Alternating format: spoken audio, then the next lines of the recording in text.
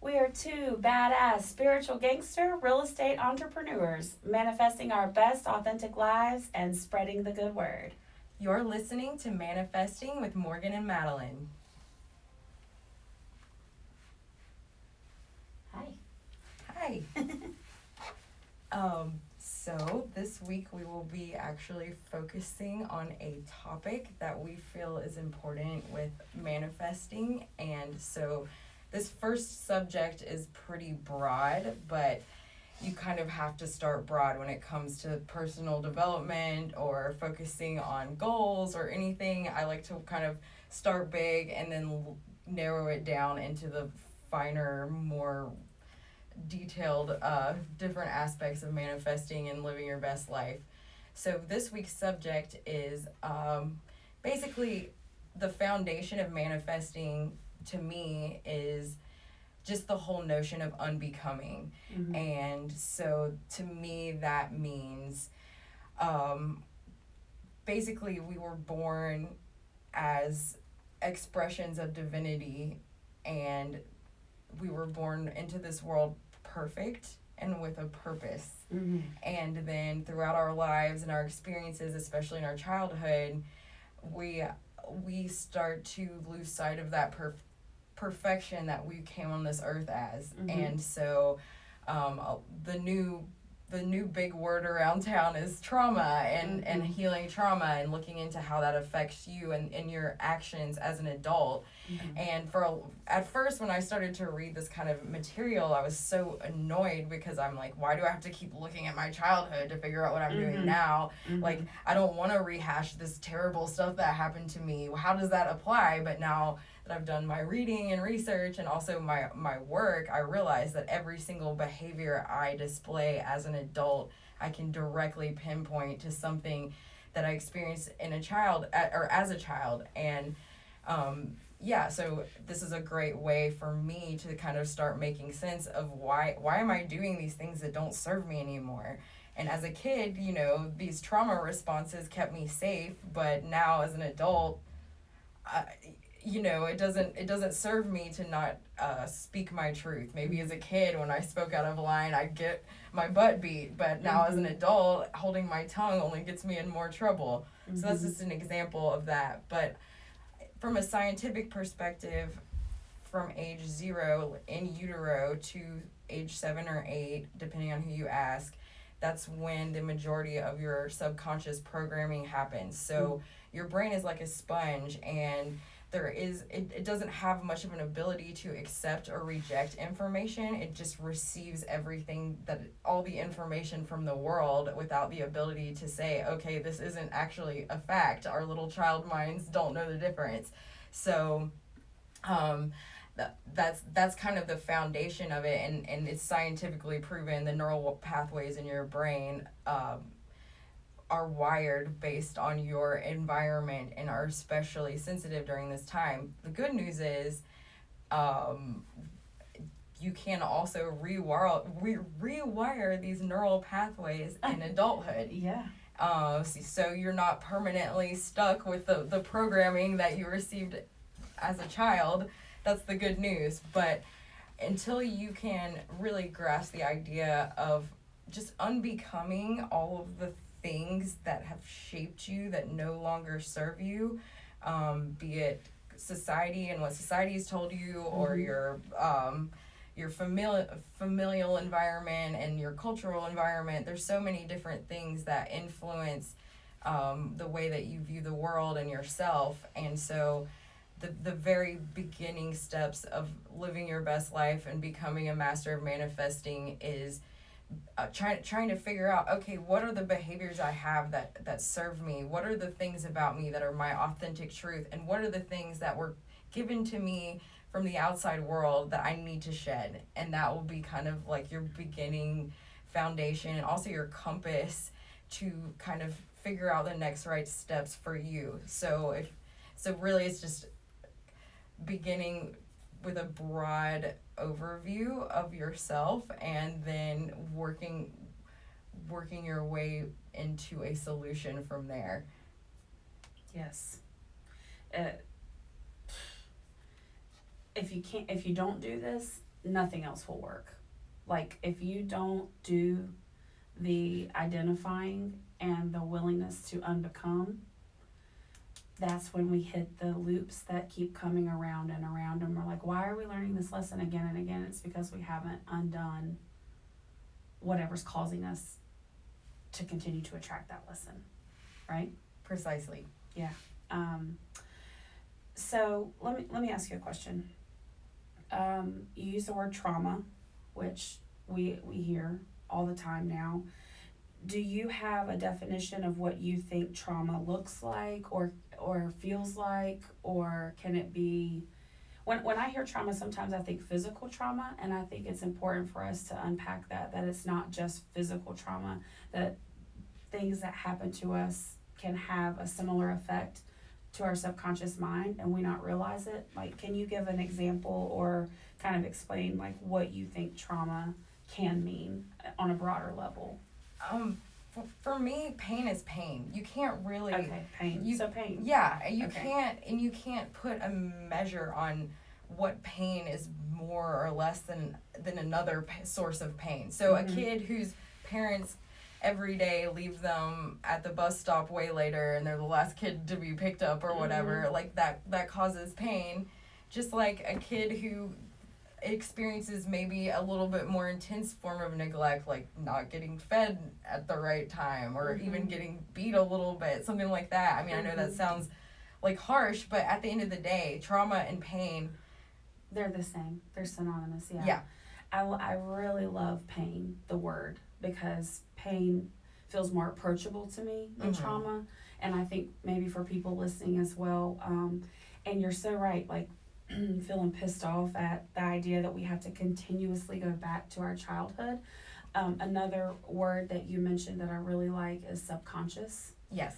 And that's essentially our childhood.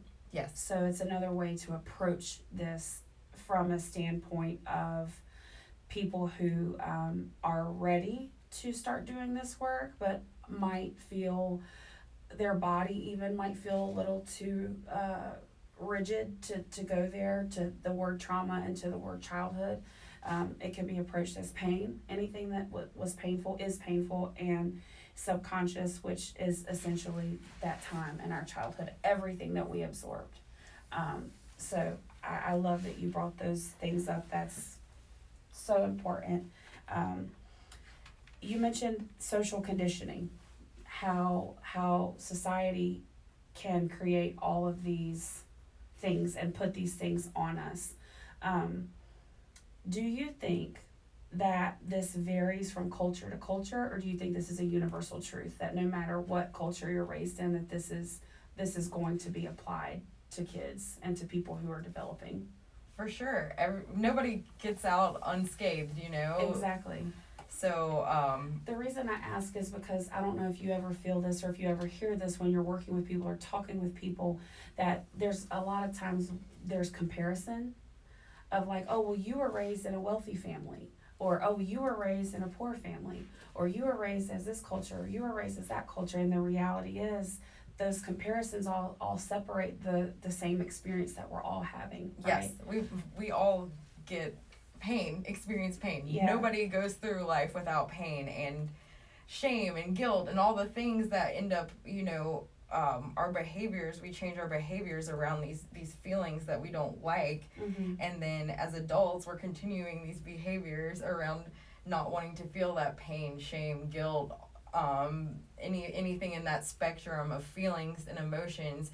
And the craziest part about it is those behaviors that we keep that served us as children that we bring into adulthood.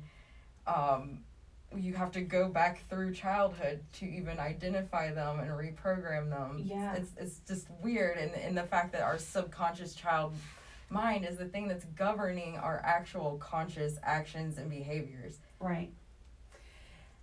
Do you think that we are in touch with our subconscious mind? Do you feel what steps do you feel need to be taken between the time that you realize that you need to do work and like accessing that subconscious?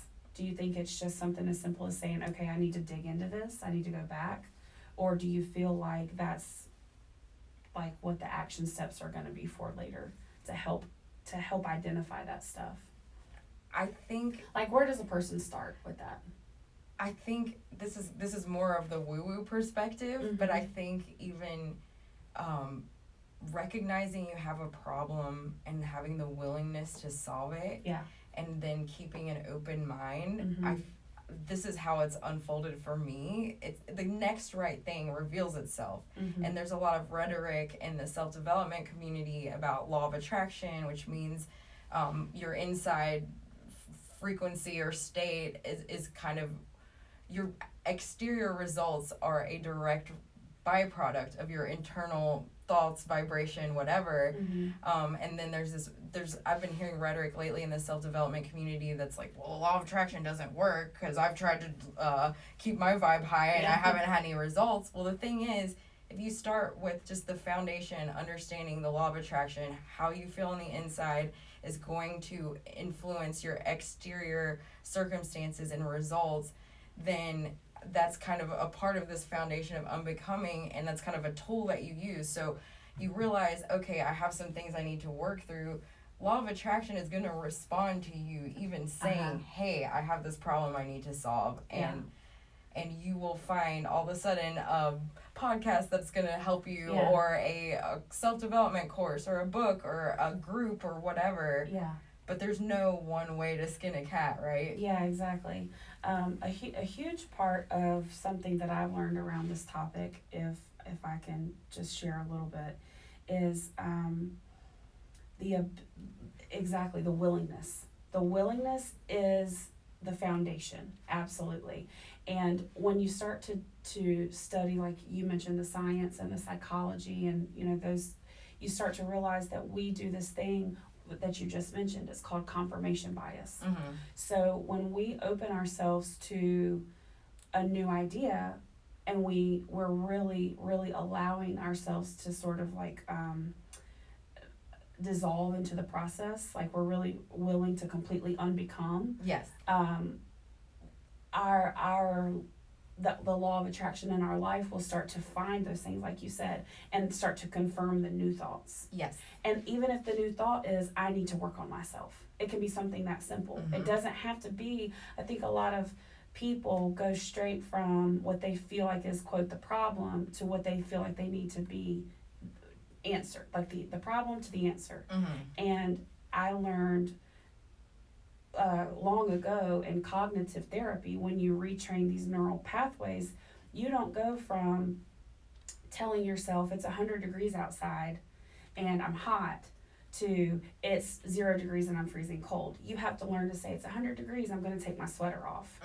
Okay, it's 98 degrees, I'm going to put my feet in the pool and cool off. And you have to take those steps to get to the point where your brain will accept the fact that it's actually 0 degrees and you're freezing. Yeah, so the unbecoming are many, many, many, many little steps, but it has to start with the willingness. So, I mean, I can't stress that enough.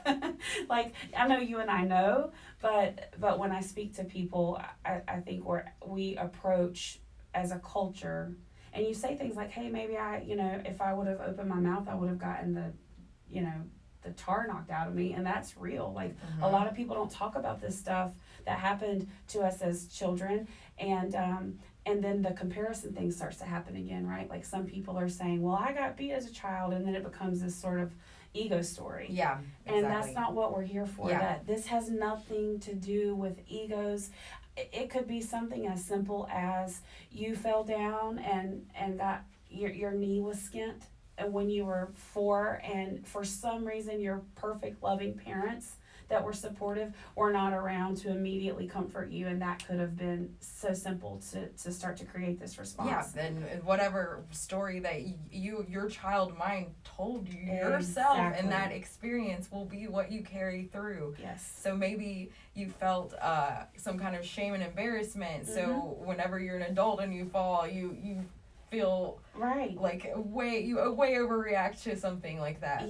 Yes, completely. And it's important to just welcome the openness of those experiences and the openness of whatever our mind did with that information, and the openness of the fact that can go so many ways. It can go You could have been, some people might have been spanked and they were like, okay, well, I won't do that again. And it quote, served the purpose that their parents thought it was supposed to. And then some people fell down and skinned their knee and then could never rollerblade again. Yeah, exactly. So we want to be very, very mindful, and I want to stress to everyone who's listening that it is so important to know that it doesn't matter what the story is, how trivial it may feel or how significant it may feel. You can conquer it. Like, you can get to it, you can unpack it, you can start unbecoming at a very small on a small level. And like Morgan said, when you start to do that, the universe shows up for you, and all these confirmations start to come your way, and you start to know that that this is something that you can do. You can reprogram it, but you have to know you don't eat the elephant all at once. Yes. You have to know that. Well, and you made me think of something else that is important in this subject. A lot of people feel guilty looking at their childhood, and especially when it comes to like their parents and family or people who they love and care for. And you're not throwing shade at your mama to acknowledge that she tried or did her best, or maybe she didn't. Either way, it is what it is. It's what happened. Okay, are you going to continue to stay small and not live your best life as an adult because of whatever? Right. But definitely do not feel guilty about revisiting your past and having to acknowledge that maybe someone you love has caused you harm. That our brain interpreted what happened as harm. Maybe it was direct harm, maybe it wasn't, but it's important to shed because we can deal with the boundaries and all that stuff later, right? We're going to get to that. Yes. Like, so I don't want to say that that's not important, because it's very important, but exactly what you said. You don't have to be worried that you're going to throw your mama under the bus by starting to unpack these feelings. You have to know that you have to be open to separating it at first so that you can get to it, because then you can get through it. Yes. But the subconscious will bury stuff back there. And we don't always know how we feel about things, because our conscious mind has been in control for so long as adults that we've forgotten. We're, like you said, we came into the world perfect and pure and just a channel for the reflection and the divinity. And then we started to add all these like little layers, and we weren't able to really, what's the word?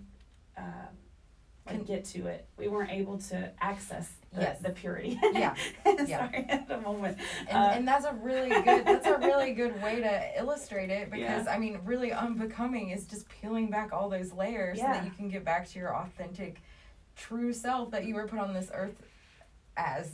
And then the understanding of how your brain works relieves the guilt, the pressure of not accountability, two different things, but the pressure of understanding that we are not our thoughts. Yes. Oh my gosh. Like we cannot stress this enough. You are not your thoughts. Your thoughts are your thoughts. And that's a part of unbecoming is realizing that you are a whole, perfect person. You have everything inside you already that you need to thrive in this life. So the unbecoming is in detaching from your thoughts, is from peeling back the things that no longer serve you, your behaviors, the people you surround yourself with, the material that you're consuming in your free time. That's all unbecoming is just shedding. But the good news is we have everything we need already. Yeah. We don't have to add anything else outside of ourselves. It's already there. Yes, it's the opposite of, I think, what a lot of times we've been taught to do. We've been taught to do more, be more, and the reality is we need to do less and be less than we've been taught, culturally, at least, I think, as a whole. And I'm not speaking for everyone's culture, but as a whole, I think in our society we're taught to run that extra mile, take that extra phone call, put on that extra layer of lipstick or mascara and all those things, and those are just metaphors for emotionally and spiritually what we're trying to take off. Yes, exactly. We're trying to unpeel, we're trying to wash our face. Yeah. We're trying to comb our hair and like brush our teeth and just be our clean, natural, authentic, spiritual selves. And in order to do that, you have to really be willing to get raw. Yes. You got to be willing to wash it all away, right? Well, maybe we can share our story? Yeah. Yeah? Okay. So,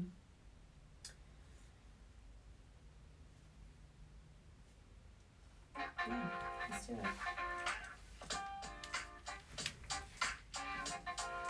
Each week on Manifesting with Morgan and Madeline, we will share a story from a listener who used the global pandemic in 2020 as an opportunity to up-level personally or professionally. So this week, Madeline is going to present my personal up-level story, and I hope that you guys get something out of this. It was pretty cathartic to sit down and write this story about all I went through last year, but if you want to go ahead and take it away. Yeah. Okay, y'all. So this is this story is about Morgan Hamer. She's a 32-year-old broker in charge of blank real estate in Charlotte, North Carolina, and beginner blogger with Morgan Manifests. So, in her words, my pandemic up-level story began a couple days before New Year's at the end of 2019. I was visiting my hometown, Charlotte, North Carolina, for the holidays after working remotely in New Orleans for a few months, which is another manifesting story. My Charlotte-based boyfriend proposed to me in November of 2019, and 2 days before I was supposed to return back to New Orleans from my holiday trip home, my fiance ended the engagement via text message, citing his alcoholism as the reason for the breakup. So I put my tail between my legs, went back to the Big Easy on New Year's Eve, and spent the first couple weeks of 2020 completely grief-stricken. I tried to go on dates to ease the blow, but continued to find myself getting ghosted or meeting emotionally unavailable men. This inevitably perpetuated the deep aching pain I was feeling. I remember begging God to quit giving me more challenges to demonstrate my resilience. 2019 was a year filled with huge milestones, up-leveling, and feelings of manifesting mastery. I remember continually asking myself how 2020 could be such a stark contrast to the year before. In New Orleans, I didn't have a lot of friends, but I was infatuated with the city, so I spent a lot of time on self-development and long walks exploring the city. I was so thankful to be there during a healing and reflective time. The incredible vibrancy and connectedness throughout the city during Mardi Gras season also aided my healing. From my current perspective, it is evident the biggest source of healing during this time was a weekly schedule I created to begin integrating new habits into my daily routine. Each day, I had to check off walking 4 miles, doing an act of service, and each week I had to do at least 3 exercises in a self-development course I had been dragging my feet on starting. These commitments kept me accountable, gave me something to look forward to, and kept me present instead of lost in my thoughts of grief, loneliness, and self-doubt. These 3 commitments definitely removed some of the hurting in my healing. Despite my prayers for personal peace and efforts towards keeping my vibe high, the universe delivered a major curveball in March of 2020. As rumors of a national pandemic and lockdown rattled around New Orleans, I had to make a decision: stay in my favorite place in the world, New Orleans, or go back to Charlotte to be safe with friends and family. On March 17th, I packed up my stuff and abruptly moved back home. By the end of the week, North Carolina was in full lockdown. Fear and uncertainty was all around me, but I stayed faithfully committed to my new habits and my long-term goals. Fortunately, lockdown and moving back home to Charlotte didn't really faze me. I spent the majority of the first 75 days of the new year in isolation, working on building my new habits and embracing my resilience. By the time the bottom fell out with the consequences of COVID-19, I was fully prepared and equipped to push forward.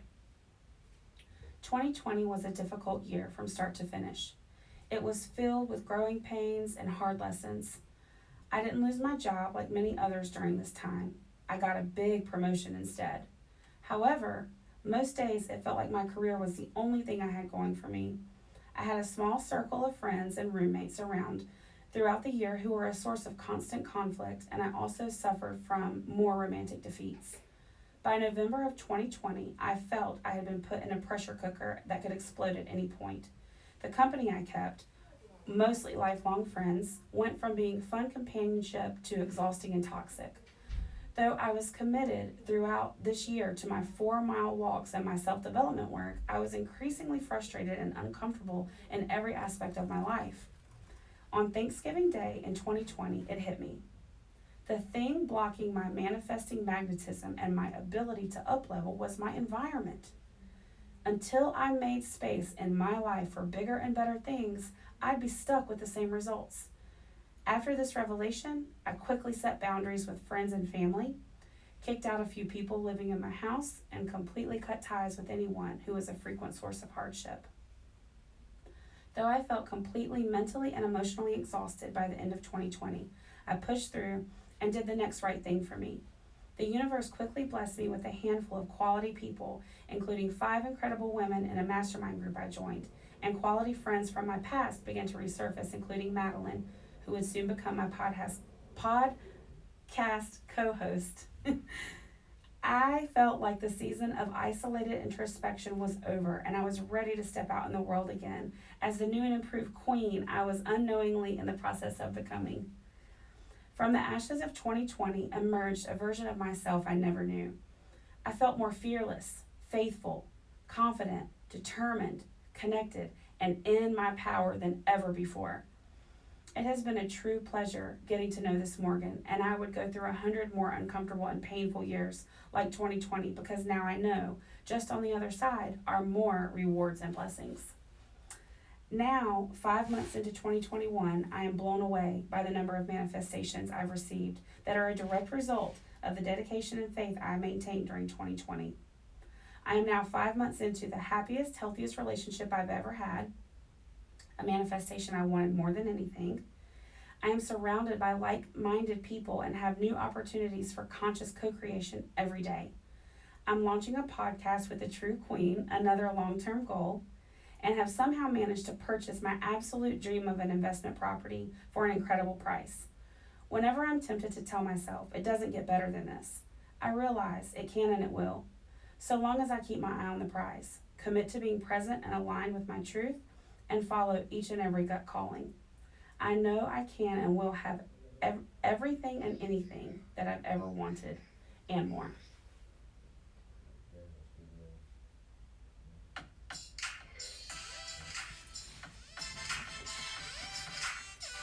Thank you, Madeline, for reading my story to everyone. You did a great job. Oh my gosh.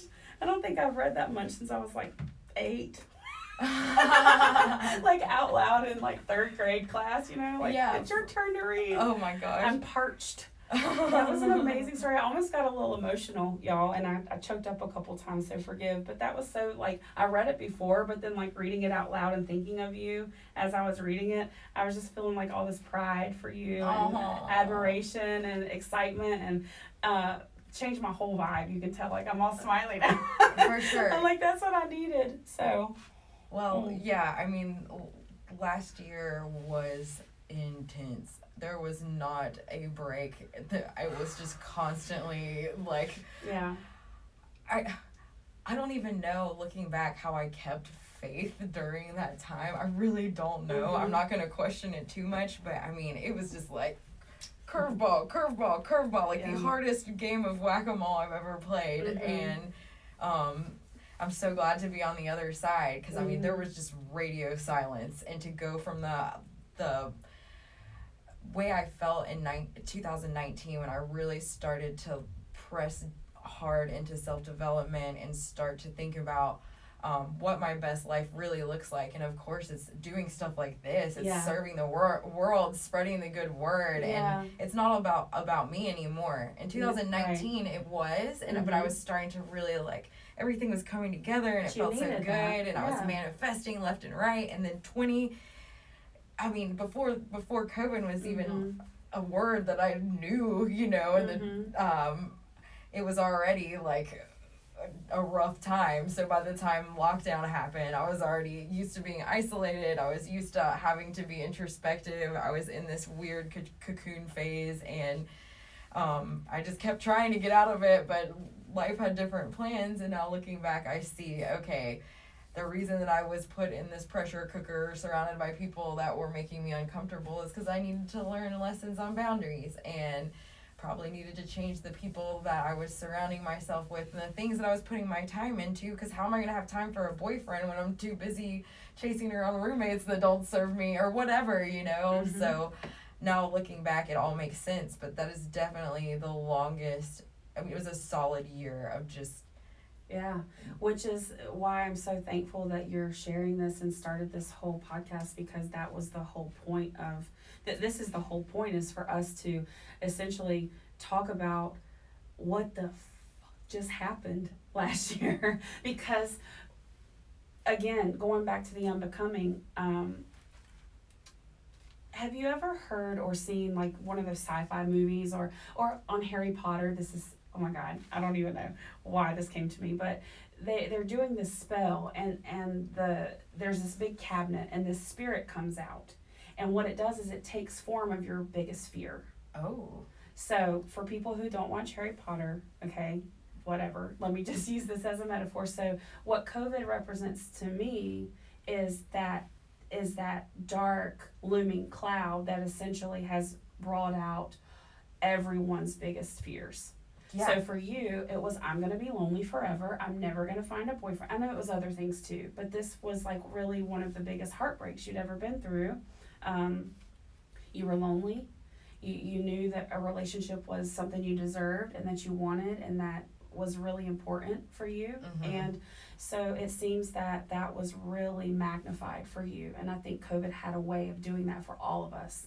Like really bringing one of those like largest, like most locked away fears to the surface. Yeah, for sure. And learning how to push through that. So tell me a little more about how you kind of used unbecoming. You know, we mentioned it, and I read it in the story, like you started to like get rid of people that weren't serving. And what do you think was really the biggest source of blockage for you during that time? To apply the unbecoming, I think I was blindsided by like having a revelation. I started to learn about codependency and what that meant, and then that led me down a rabbit hole of having to trace back to my childhood all the things that happened that led to me having this codependent behavior. And of course, you know, being around addiction and alcoholism tends to bring that out in a person, and then abandonment issues and just whatever, all these little things that happened that led me to becoming a high functioning codependent. I didn't even know that you were. I didn't even know. I don't think that we do. And I love that you said that, because I don't know anyone who, well, clearly would look at like Codependent No More or be like, oh yeah, that's me. Like, no, like we're like, no, what? I'm independent. Yeah. Oh, I got my own car. I got my, we associate these words with this thing, and we don't even know what codependency means. Yes. Until the willingness. Mm-hmm. There it was again in November on Thanksgiving. You said, okay, God, universe, I'm willing. Yes. I'm willing to see this differently. Yes. Who says this? Marianne Williamson? I'm willing to see this differently. The Return to Love. Did you read that? Yeah, I did not read it, but I've listened to all of her podcasts and everything. Yeah. So, Course in Miracles, Return to Love. We're doing books that shook, right? That's your jam. Yes. Okay. So Morgan came up with that, and I love it. So, Codependent No More, Books That Shook, and Return to Love, if you haven't. Which I'll tell you, we call it woo woo. It's a little hard to take. If you're approaching it in a like scientific way, it's a very spiritual way to look at things. But the point is, the thing that she says there is, I'm willing to see this differently, and that's what you did, and that was the unbecoming right there. Yes. This is not working. I'm willing to see the situation differently. Yes. I'm willing to see the term codependency differently. I'm willing to not attach all of this stuff, all of these judgments, all of these preconceived notions, all of this societal conditioning, all of my subconscious, what my brain has told me about these things my whole life. I'm willing to see them all differently now. Yes. And from there, the universe kind of took over. Because you were willing to see yourself Yes. differently. And I mean, it was crazy because like all of a sudden all this material came. I would just listen to the right podcast or Mhm. pick up the right book or have the right conversation with the right person, and it was Mhm. all very clear that was the work that needed to be done. Mhm. But I just didn't realize that you can still have these codependent relationships, not only with parents or in romantic Mhm. type of situation, Yeah. but also with friends. Oh, most often with friends. Yeah. As an adult. Or Yeah. and with work as well. With substance. Yes. With anything that with food. Anything that we as living, thriving beings we're all connected. So anything that we have a relationship with, we can be codependent towards. Yes. And or with. Yes. With. But friendships, big time. Mm-hmm. Big time. Big time, big time. For me too. But I was shook when I figured that out. I felt like a newborn child, like relearning how to function in life, because it was just this blind spot that I just didn't see. And now looking back in 2019, when I was on that like cloud of, good feelings and high vibes and everything, that was still there. Oh, of course. And in 2019 just wasn't the season for me to solve those problems. That was for me to kind of build my trust muscle with the universe and start to like step into my power and kind of test the waters. And then 2020, it was just this like stark contrast. Like as soon as the ball dropped on New Year's, it was just like, okay, girl, it's gonna hurt. It's gonna suck. Yeah. Okay. We should be like prepared that growth, manifesting, unbecoming is not always linear. Yes. We're taught to like take steps, and the steps that we're taught to take start at the bottom and lead to the top. Well, right? And I mean, there's not even a line connecting. It's not like a roller coaster where it goes up and down. It's like there can be a huge break. It looks like a toddler got a hold of like some markers and just went to town on the wall and then got on the table and then went to the ceiling. Like that's what growth and manifesting is. Yes. And it's so important for you to, I'm thankful that you said that you were having this sort of high in 2019 and then the bottom fell out in 2020, because that is one of the most, now that I've had a couple cycles of it myself, I know how important that is to recognize the loop and the cycle. Every time you up level, there has to be like the universe works in pairs, so there has to be something to sort of for it to be like yay. Yes, exactly. So there has to be a yin and a yang there. And your 2020 was just like a hard lesson. It was a big lesson. How did you feel when you started to realize, like you said, a shook baby, like you were like reprogramming? Did you feel, I don't want to put words in your mouth, but when you started to realize that some of these relationships were part of, and again, I think it's very important that we recognize that this is not anything throwing anyone under the bus. Just like with our mama, with our brothers, with our best friends, this has nothing actually to do with the other people. No, not at all. It has absolutely nothing to do with the other people. One more time. Nothing to do with the other people. Yes. Because it's about us. Yes. Did you feel scared to lose? Yeah, of course. How did you feel? I think abandonment has, the fear of being alone and abandoned has run the show for a majority of my life. And it got so bad that I had to figure out something. So the first aspect of my life that I was able to kind of respond to my poor behaviors towards abandonment was romantic relationships. And because you can't, I was like a total like psychopath with relationships. Like nobody's gonna want to date me. Like I'm like sitting here like my resume, like I was a model and I'm very educated and all this stuff. But I mean, if I don't deal with this like this weird abandonment stuff, I'm gonna be annoying every dude that ever comes my way. I annoy myself, or I used to, you know, and I don't want to live like that anymore. I want to walk into a room and know like I'm a queen, and that's it, and not have to sit and like force and strong arm my way into having somebody love me or care for me.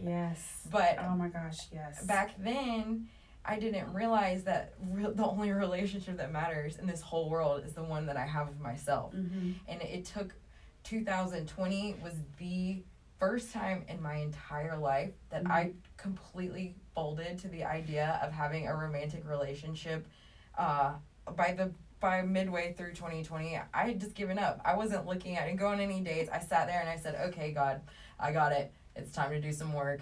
I'm going to have to just, see what happens, but I'm going to focus on the things that are working for me right now and keep pushing through with these things that I was called to do, the walking 4 miles a day and the self-development work. And then I trust you. I trust because I did have 2019 to show me, hey, yes, you can really manifest. You've got this.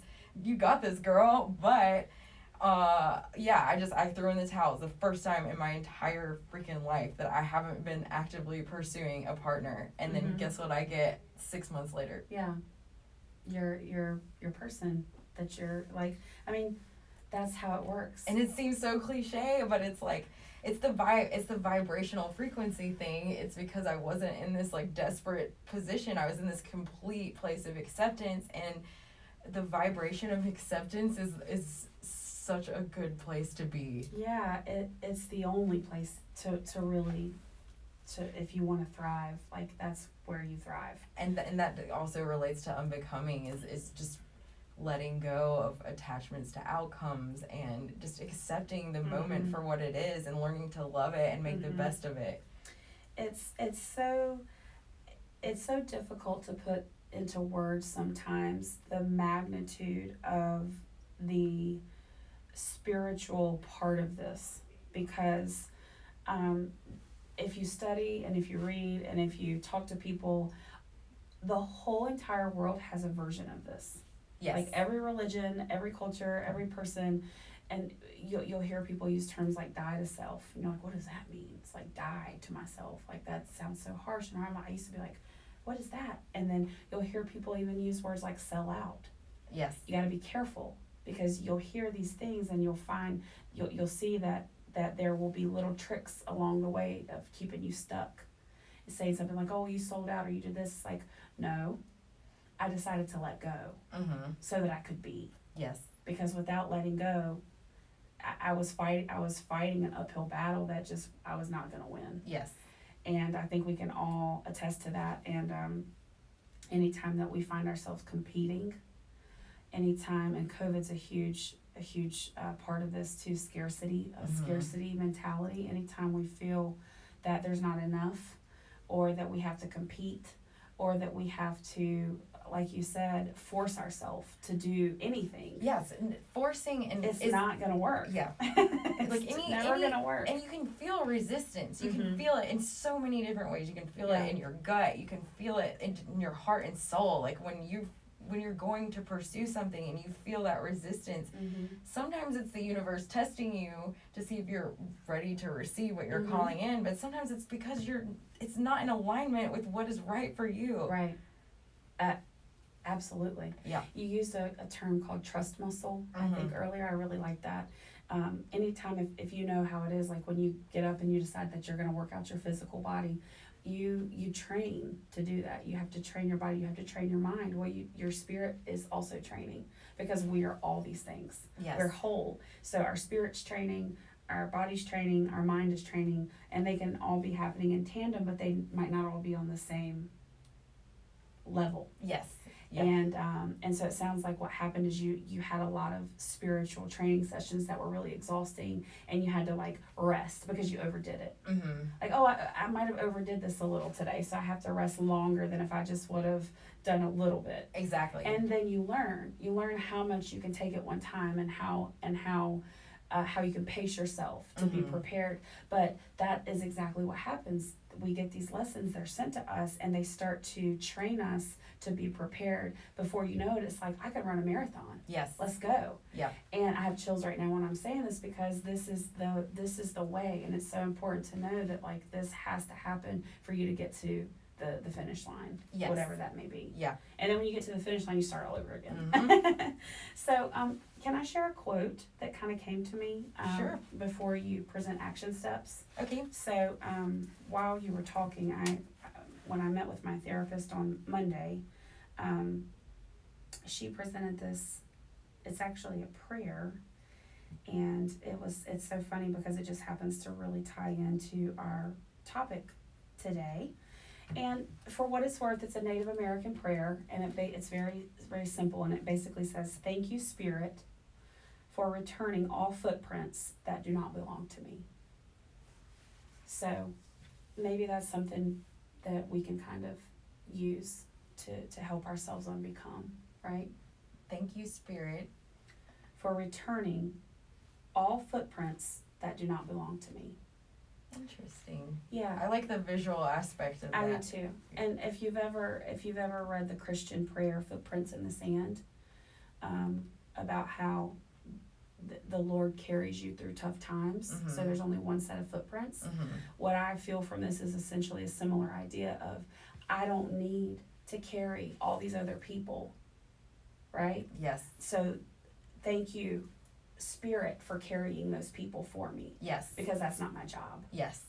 And I can release that to you. I can release it. So just something to share. And let's talk about some action steps for all these beautiful humans out here. How can we get there, Morgan? Tell me. Talk to me. Well, the action steps is a fun subject to me because I love finding solutions. I know. I love that about and you. it's fun to me once you can make this kind of stuff fun, however you can spin it in your head and trick yourself into making it fun at first. If it doesn't sound fun, it really truly does become fun. Yeah. When you start to dig deeper and figure out why on earth you do the things you do, Yeah. and then you get to like build your trust muscle and kind of reprogram and then prove to yourself, oh hey, this isn't that bad. Oh hey, Yeah. look, after I get through this hard thing, then something really good happens, you know. And do you find yourself laughing? Like, I laugh at myself all the time. Sometimes when I have these little mini moments of epiphany, I'm like, that's funny. Like, I've been afraid of cheeseburgers my whole life. Like, Yeah. What? Yeah, for Like, I sure. didn't know that. yeah. And this is what we're supposed to be, like, joyful and Yes. laughing about everything in life anyway. Oh my God, yes. And that's the thing I think that keeps a lot of people from doing this work. And I like emphasize, this work is fun. Yeah, there's going to be moments, but like that word trauma and pain, all that. Yeah, like it has this heavy cloud, which is part of it. Yeah. But the whole like excitement of it is that when the freaking sun comes out. Yes. And it's fun and it's happy and it's exciting, and you don't have to take yourself so seriously. Yes. People, don't take yourself too seriously. Don't do it. Have fun. Enjoy. And yeah, let's hear them. What you got? So, for me, there's kind of like the basic entry level steps that you could take, like doing talk therapy or taking a course online that can help guide you through your identifying your subconscious programming and figuring out how to work through it. There's a million life coaches that have $30 a month classes that you can take or whatever. I mean, it doesn't have to be expensive. You can do it from home. You can do it in a group. You can do it solo. Like there's just so many options. For me, I like to pair a little bit of, I like to consume material. So I always have a book I'm reading. I have a podcast that's my go-to if I'm driving around. I have some kind of self-development course or book that has action steps in it. And I just try to pick a topic that feels right for me where I am. So right now I'm back on boundaries because I have more work to do there. And so I'm doing a course through To Be Magnetic, Lacey Phillips brand. I'm taking this online class and it's helping me identify some of the blocks that I have. And also it's teaching me more about boundaries and how to implement them and all that. So that's what works for me. Another good starting place is just to kind of sit with yourself and start to pay attention every day. Keep a notepad on your phone or a physical one in your purse or whatever, and write down little moments when you notice, oh my gosh, this is making me not feel good, and I really don't know why, because logically it doesn't make sense that I'm reacting in this way to this thing, like road rage or something like that. Yes. That's kind of like the the best way, starting out as this newborn manifesting baby, is just to start paying attention and writing it down. And then once you've been able to identify some of your behaviors and your responses that you don't like, then you can find a methodology or an approach that's going to work for you to help to identify those things and reprogram them. Yeah, absolutely. Those steps are imperative. Like, that's the first step, is to acknowledge it, to figure it out. Like, what is it exactly that's pissing me off? What's, holding me back? What's making me tired? Anything that feels like uncomfortable can be good, but anything that feels uncomfortable in a way that, like you said, is holding us back. Yes. Not uncomfortable in the growth, uncomfortable in the holding us back, tired, angry, sad, anything that's causing those things. And those things are normal human reactions. We're not trying to avoid those things, people. That's not the option. That's not what we're doing. We're trying to identify what is setting that off, so we can have a healthier relationship on how we process it. Yes. Moving forward, how to reprogram the process surrounding those emotions, because we can't avoid those emotions. They're part of a holistic life. Yes. You have to have them. But the idea is to reprogram how we deal with them. Yes. What happens when we feel them, where our mind goes, where our body goes, and how we do it. So I agree. I think journal or write it down, acknowledge, and talk therapy is a huge thing. And for people who don't like to talk, you can write. You can speak into your phone and record it and save it just for you. You don't have to talk to another person necessarily if that feels uncomfortable for you. You can talk to your plants, your puppies, your kitties, you can talk to the friggin' brick wall. Like, that's cool, that's fine. But it's getting it out some way, like starting to, because then you can start to hear it. And you mentioned this, and this is kind of probably going to continue to come up throughout the whole the 11 weeks, is the subconscious is everything we take in. Our diet, like we talked about last time, what you read, what you listen to, what you hear, and not just the things that we're consciously, like we're turning the radio to this station, but even the chatter behind us and the people that are at the table next door to us at the restaurant who are gossiping. Yeah. It's all of these things, and it's important to give your mind that grace to know that your mind is still taking that in whether you realize it or not. So you can't really overdo it. Yeah. You can't overdo how far you want to go with this, like protecting yourself, and how far you want to go with overcompensating. You can't go too far with overcompensating the positive and the self-talk and the reading and the journaling. I'm like, just go for it. Yeah. Dive into it. You're going to find what works for you. Right. Maybe you try something and it doesn't work. Absolutely. But you've got to at least keep trying. Yes. You keep trying. Cool things happen. You gotta be really overly enthusiastic about everything, and then when you start to see what works, the response to that is addictive, and you want more of it. So for sure. Yeah. Awesome. I mean, I think that's some pretty good advice there, friend. Is there anything else that you want to add to the action steps for unbecoming? We talk therapy, journaling. I think those are really important places to start. And if you're hitting a wall with those, then it might be worth looking into more non-traditional approaches. Maybe you want to go to hypnosis. And that probably scares a lot of people off. Let me tell you something. The first time I heard that, I was like, no way. I'm not doing that voodoo shit. I'm not like letting somebody get in my brain. I was so red-blooded about my reaction towards that. I was not open-minded at all. I was ridiculous. I was so politically incorrect, and everything that could be off about my reaction to the idea of hypnosis was off. But when you do the research, you understand that some of the things that your subconscious has absorbed, you don't even know. That's why it's subconscious, because it's not on the surface. It's down. It's below your awareness. It's below your state of awareness.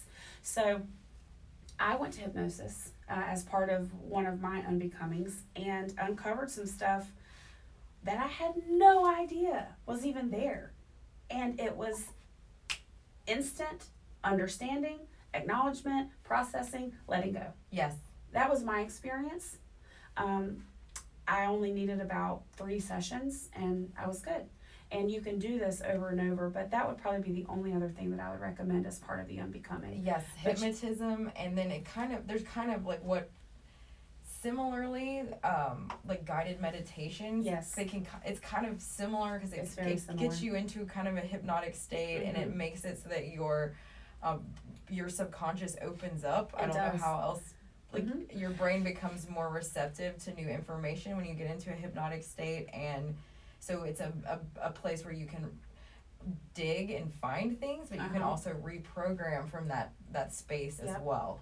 And I probably need to ask her if I can share her. I don't see why I couldn't, but the lady I went to was called Inner Child Hypnosis, I believe, here in Charlotte. And I can add that link like under our, in the information for anybody who wants to give her a call. But establish a good, trustworthy relationship with the person that you want to do it with if you're going to do it that way. Or find a meditation, listen to it first before you allow yourself to go. And the best way I can describe it is kind of the way you feel when you're drifting off to sleep just a little, where you sort of start to feel a little heavier. But I want to emphasize that it's not like this scary, weird, like bark like a chicken or bark like a dog or quack like a duck. It's not that. No. At all. And like a lot of people are like, oh, I'm too afraid. What if somebody like hypnotizes me and I can't? No, it's not like that. It's not like what you see on TV at all. Not at all. I want to encourage everyone who's like not willing to try it. You're very much in control. You very much know what you're doing. You very much have